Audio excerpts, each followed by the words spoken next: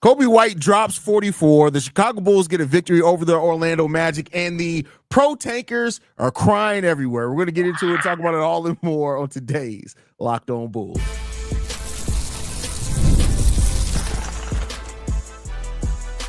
You are Locked On Bulls, your daily Chicago Bulls podcast. Part of the Locked On Podcast Network, your team every day.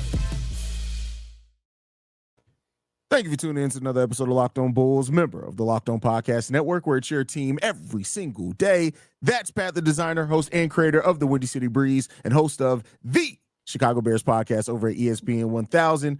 I'm Hayes, host and creator of Chicago Bulls Central, Chicago Bears Central YouTube pages and podcasts. And today's episode is brought to you by FanDuel. Right now, new FanDuel customers can get $150 in bonus bets if your first $5 bet wins. Pat, 44 points from Coby White. I know we usually start off talking about the game overall, but I feel like you drop almost a 40 piece. You deserve to be the opening. Almost a 50 piece segment. Almost a 50 piece. You deserve to be the opening segment. How'd you feel about Coby White's game tonight, bro? Listen, again, this is the guy I want to see night in, night out. And again, I don't need 45 from you every single night, but how Coby got to his bucket tonight was just so impressive. And I think that it started the same way me and you have talked about Coby White starting his game out very often, right? We want to see him get to the bucket first, establish yourself inside the paint, and then start going crazy from the three-point line because people are playing a little bit more off of you. People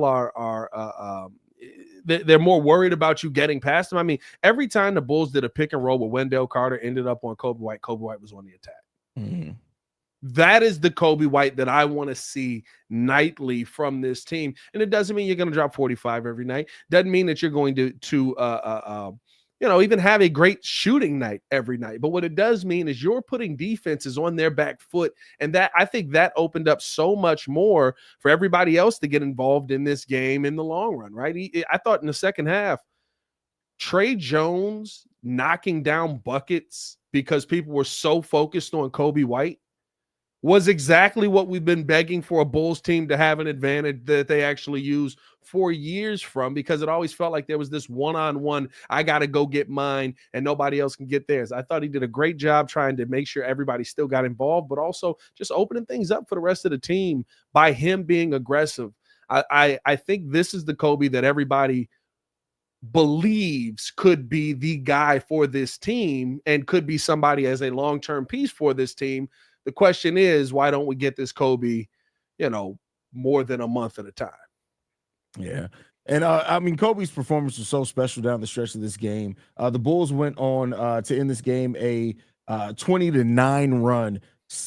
16 points of that came from Coby, or 14 points of that came from Coby White, 6 from Trey Jones. They were the only two scored in that part of the fourth quarter. That went from 7 minutes and 12 seconds left in the fourth to the end of the game. That's what sealed it for the Bulls.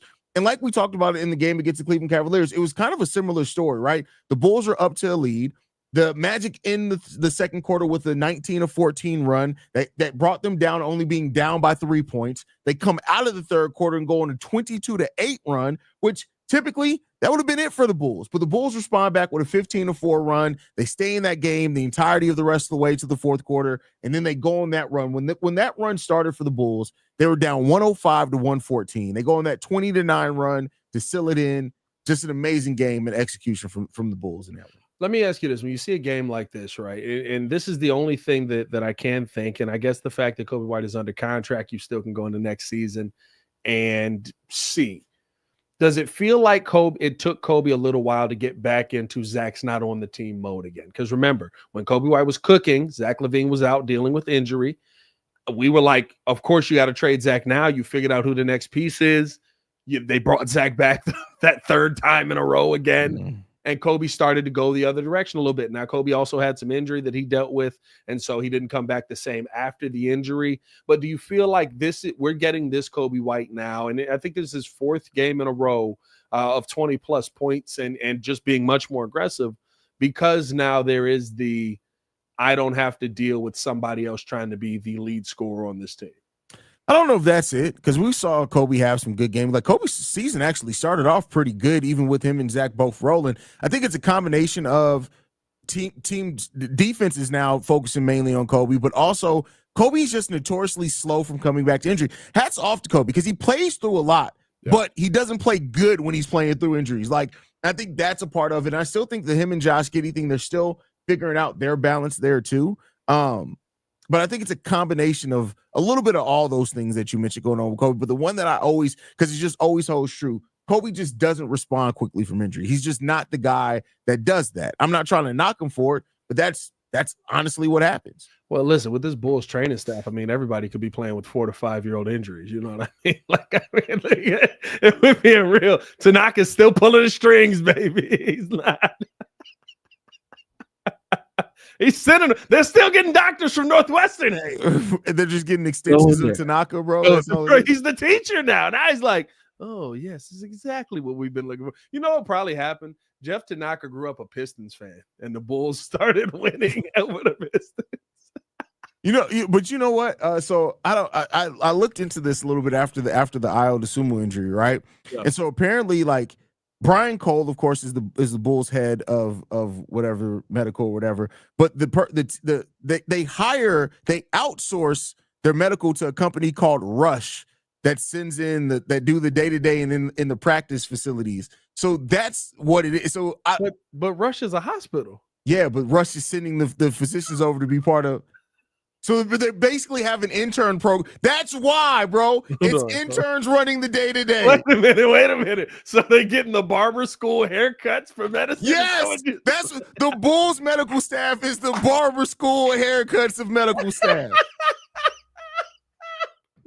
Hey, bro, they sending these mugs in there to die. No, so go see and just let us know how they feel. All right, does this hurt? Pow! Well, yeah, you just shot me. Once I found that out, bro, I was like, wait a second. Wait, what? Wait. It makes it, you know how like you find out that thing and you're like, this all is starting to make sense. That's tough, bro. I guess, listen, I shouldn't be surprised. They probably do the same thing for the White Sox, and guess what? We all got injury issues. Yes, so. Rush is also the White Sox, the Chicago Fire. They do all of them. Big shot. Doesn't it just change some stuff for you? Like, once you find out some stuff, you're just like,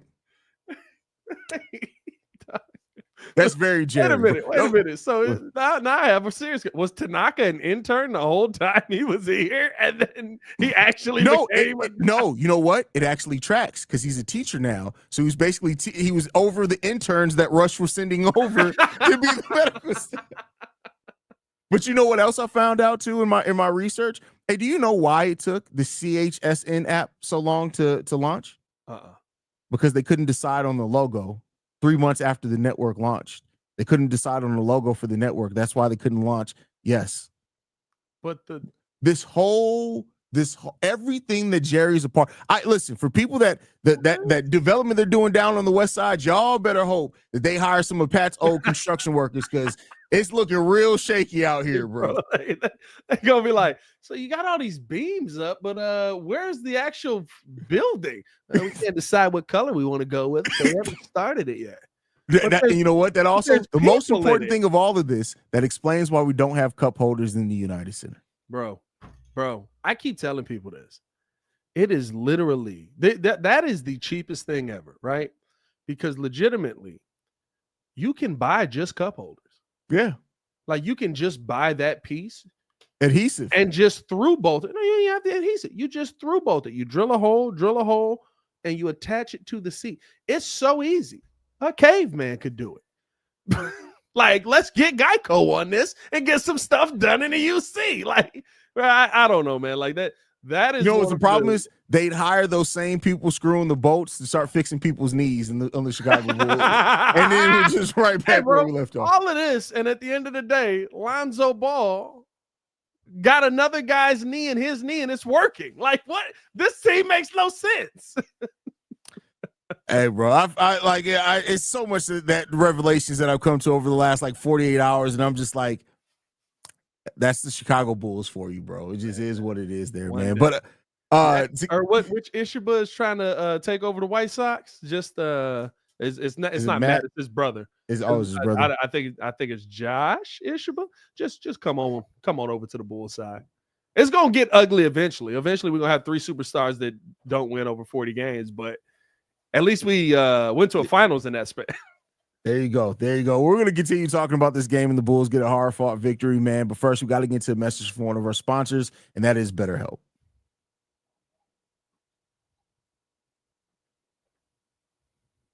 This show is sponsored by BetterHelp. Who's your support system? We all need people to lean on, whether it's friends, family, mentors, or professionals. Even the strongest leaders and athletes know that asking for help makes them better. Therapy is one of the best ways to build a strong support system. It's not just for tough times. It helps with setting boundaries, developing coping skills, and becoming the best version of yourself. I've seen firsthand how valuable it is to have a support system that keeps you grounded and motivated. Therapy isn't just about crisis moments. It's a tool for self-improvement, stress management, and navigating life's challenges. Build your support system with BetterHelp. Visit BetterHelp.com/LockedOnNBA today to get 10% off your first month. That's BetterHelp, HELP.com/LockedOnNBA. More Locked On Bulls coming up next. As long as you don't get that support system from Rush. But with that said, overall in this game, I know we focus basically just on Coby White here in the opening segment. But Trey Jones, Josh Giddy, both of those guys had really good games today. And once again, I have to point out, because it was a fair question that people were asking, how effective Josh Giddy was going to be once his three ball stopped falling, because he was shooting the three at such an effective level when he was initially on that hot streak. Today, he went 0-3 from three-point range, but still chipped in 19 points, 13 rebounds, 9 assists, 1 steal in this game, only 2 turnovers. But guess what? He got to the free throw line 8 times. That's something to watch the rest of the way, I feel, for Josh Giddy, is how often when that shot's not falling does he go to get into the free throw line. But also the defense that Josh Giddy played. There are some times where he got rotated on the fronts. I was like, oh, here we go. He's about to get cooked. And he didn't. How'd you feel about Josh Giddy's game today? Listen, man, I keep saying this. He continues to prove that I was wrong, and I love it. I love getting proven wrong by players that are on our team, because it means that you're doing what we're asking you to do. It's the fact that you had a bad shooting night. You had a tough day. You had a bad game as far as efficiency-wise, right? But that doesn't mean I'm done playing basketball. Yeah. Oh, bet. Let me chip in. Let me try and play a little bit on the defensive end. Let me use my length around the rim. Come away with 13 rebounds today. 13 rebounds. Oh, the shot's not falling? Bet. I'm on the board. Somebody else got to get the shot. And what I love about it is Giddy understood it wasn't his night to chip in where you can. But Coby's letting this thing fly. So if Coby White is letting this fly, I need to be down there just in case he misses it, because he's having a really efficient night. I thought the fact that not only did he get 9 rebounds defensively with 4 offensive boards, the assists, finding Coby White time and time again, creating the spacing. I love what Giddy has continued to show, and I love the fact, I keep saying it, bro. I've been begging Patrick Williams to prove me wrong for 4 years. Josh Giddy did it in 6 games. Why does P. Will have to catch? By the way, did you catch? Because P. Will ran up on Coby White with more energy than I've seen him have on a basketball court all season. Did you see him getting caught on the hot mics dropping the N-bomb? Yeah, it felt weird. Yeah, it felt weird. I did it. By the way, N-bomb, is that? I didn't know what else to say. I feel like this is a weird platform to talk about it on, but it was not. It feels weird coming from P. Will. You know what I mean? Of course. It was one of those. It's like when Drake says it. It's like it's a little awkward. But Drake goes at it with a different cadence too. Yeah, I mean, Drake goes at it with like 400 years of slavery involved in it. That's the cadence that Drake drops with it. Anytime he says it outside of music, it's just like, ooh, that felt like my ancestors right there. I don't like that. Yeah, I don't like that. That's crazy, bro. That's wild. Anyway, Trey Jones' game today, 20 points, 7 of 12 from the field, 5 rebounds, 4 assists, 1 steal from Trey Jones. Pat, I've come to the realization, and I just to the fact that Trey is probably not going to be on this team next year, but why do I want them to find a way to keep him? I'm right there with you, bro. Because he's this is a weird take. It's a tough take because of the relationship that we built up with the player for so long. but Trey Jones is Javonte Carter is a good basketball player. Or not Javonte Carter, Javonte Green is a good basketball player. Javonte Green, or do you mean Javonte Green, not Javon Carter? I don't know why I mixed them two together. Javonte Green. Like, he does everything. He's the 5 Javontes that are out there, right? There's 5 Treys out there. He's getting the steals. He's poking the basketball out when people are not looking. He's playing the passing lanes. He's getting more rebounds than it feels like he should for his height. He's getting the assists. He's getting the point. But it's something that you can count on a nightly basis. Like, he's going to be this dude where tonight he was 7 for 12, 58% from the field, 50% from 3. That's just who he is. He's efficient. That's why it was like the only reason that he stopped playing is because Chris Paul showed up. Like, it took Chris Paul to sit him down. So it's one of those players where you look at him and you go, he's such a good hooper. Yeah. But we just got too many guards for us to keep you around. And I think the thing is, right, like, the only option for you to keep him is if you hurt yourself financially by cutting Javonte Green with a contract you shouldn't have. Or Javonte, why I keep mixing them together? Javon Carter, Leroy. If you end up cutting Leroy, which hurts you financially, which is not something that the Bulls are going to do. If you move on from either Coby White or Ayo Dosunmu, which I really doubt that's something that the Bulls want to do moving forward. Yeah. I guess Dalen Terry's kind of in there, but Dalen Terry's more of a forward than a guard. Like, there's really nowhere to go because, and it almost, I'll ask you this: did the Lonzo Ball deal kind of screw you over in this? Yeah, I mean, I get why they locked in Lonzo at the time. They hadn't technically seen any of Trey Jones yet, but now you got to kind of look back on that and be like, I know that they said the Lonzo was fetching 2. I think it came out that at least one team offered a first round pick. Well, let's just say the 2 second-round picks. Yeah. Like, I understand why you wanted to keep Lonzo. Make no mistake about it. All the reasons, all the valid reasons to keep Lonzo Ball still exist there. It is what it is. But Trey brings a lot of that same thing, not the defensive ability. Well, I mean, I don't even know. Like, he's so locked in defensively. And I mean, you could have gotten more assets back. Now you have the chance of Trey Jones walking for nothing in free agency, which is a little concerning there. Could you, you would have to basically make a deal with him beforehand, which I doubt they're not going to do that. But, like, could you see the Bulls possibly trying to move Lonzo after the season because he's on the contract and try and keep Trey Jones, almost swapping him out?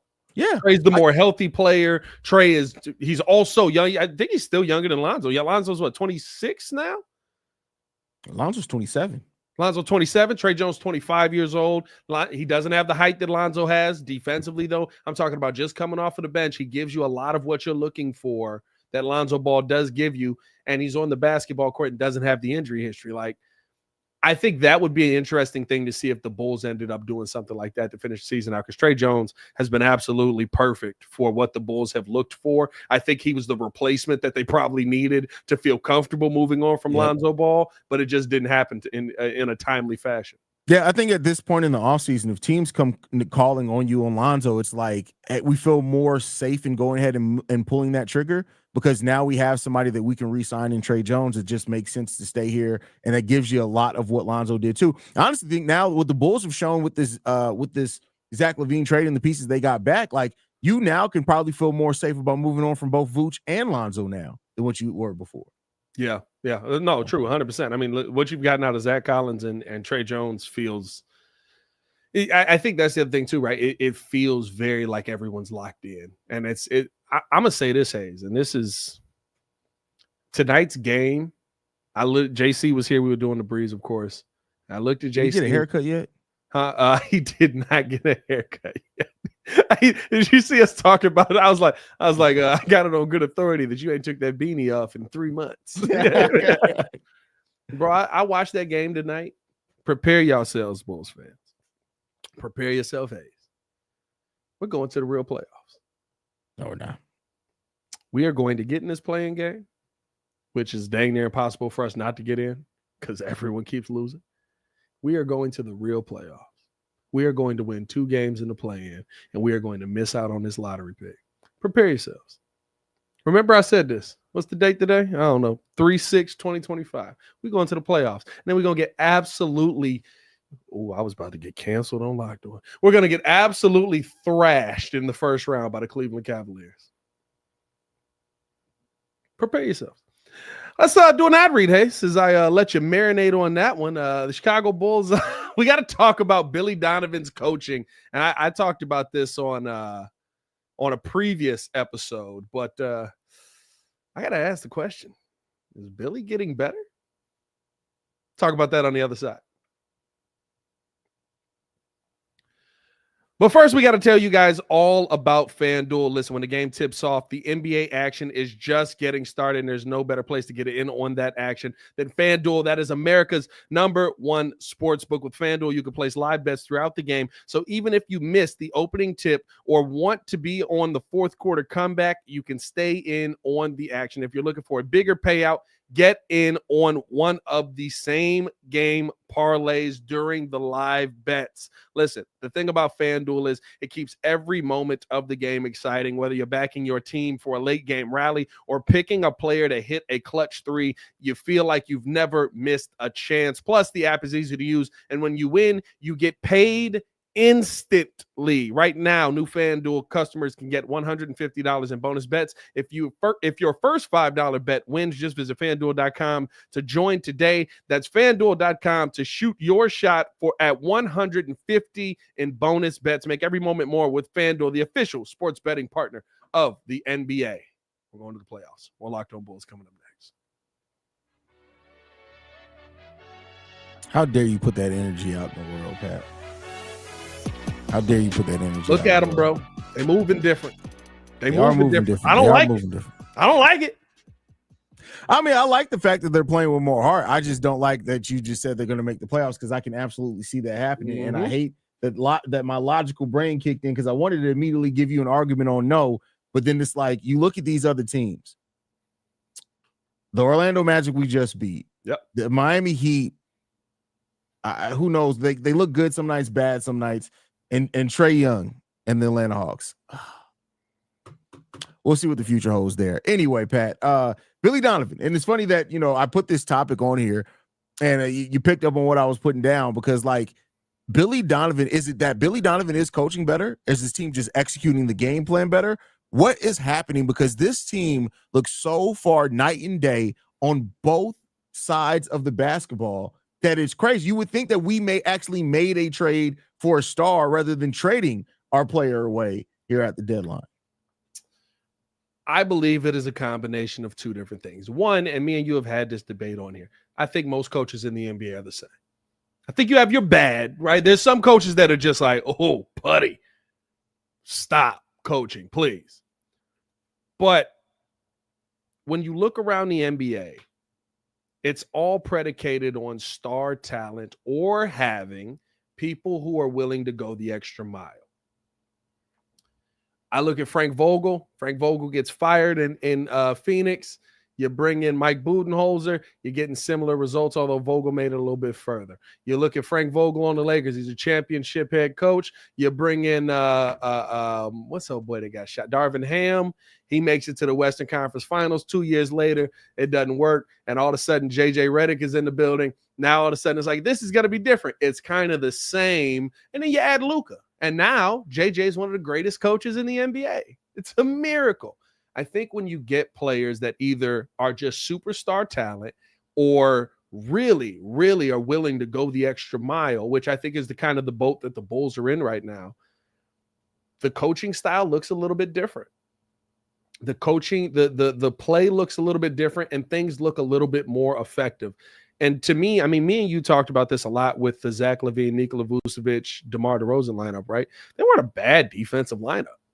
They weren't great, they had the but we would sit there and be like, hey, bro, I kind of got to give Billy credit. Like, none of them play defense, and for some reason, the defense actually is not horrible. It's just bad situationally. Well, how do you change the situation?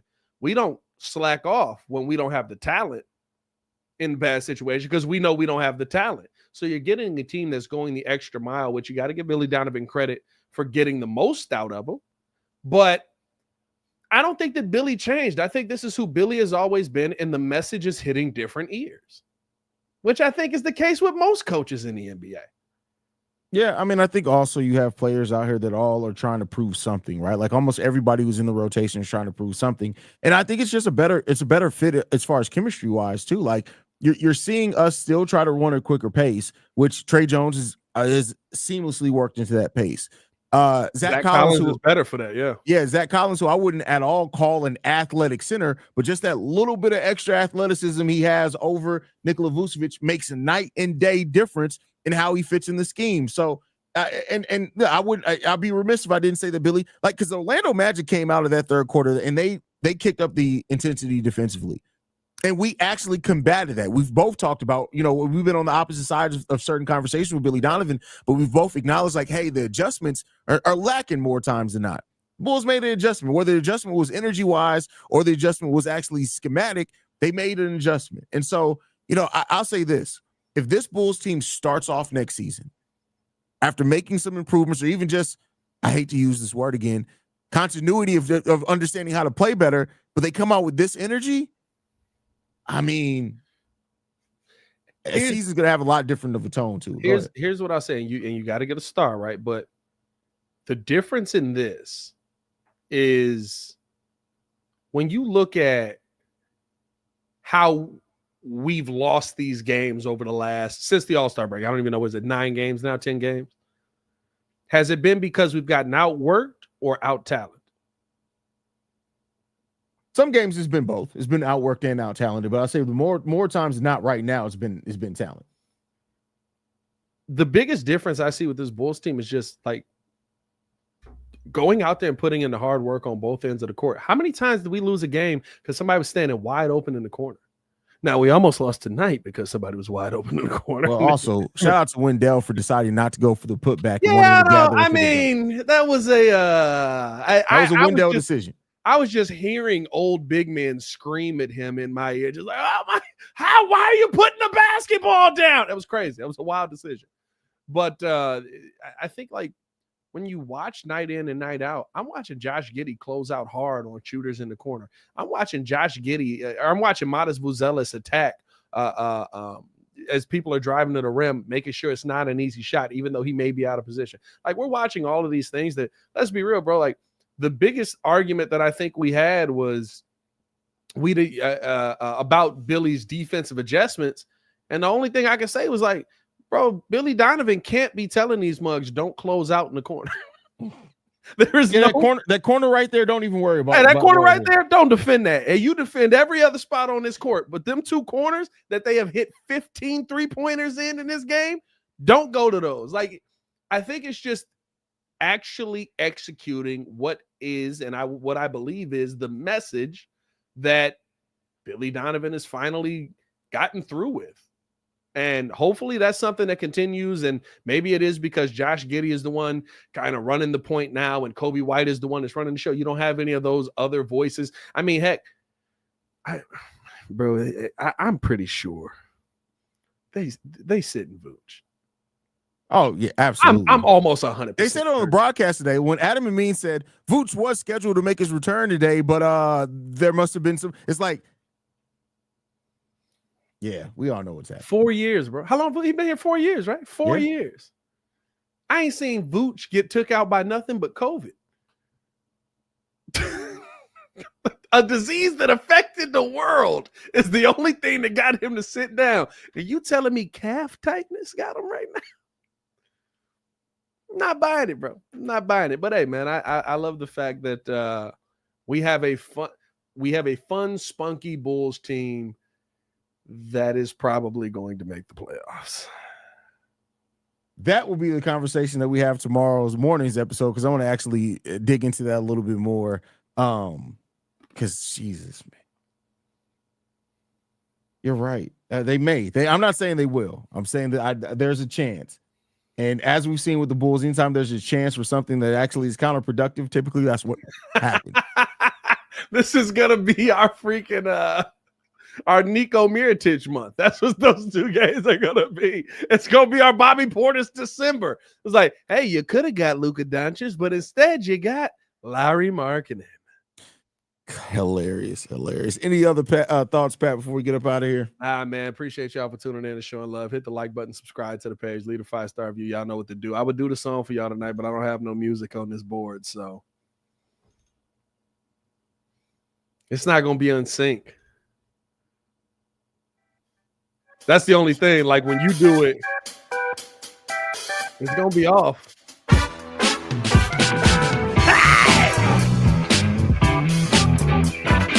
Red! Coby White! Finally got it right! Giddy! Keep doing everything you do. Will you dropped an N-bomb on TV? I ain't know you have it in you, dude. My bad. Yeah. I mean, listen, it is what it is, man. We gotta have fun with it, man. Y'all, thank you for tuning in. Y'all can follow us at Locked On Bulls. You can follow Pat at Pat the Designer. You can follow me at CEO Hayes. We thank you guys for tuning in. We'll see you guys in the morning. Love you guys. Go Bulls. Peace. Did I do that? What the hell? See, you done broke the board. Oh shit.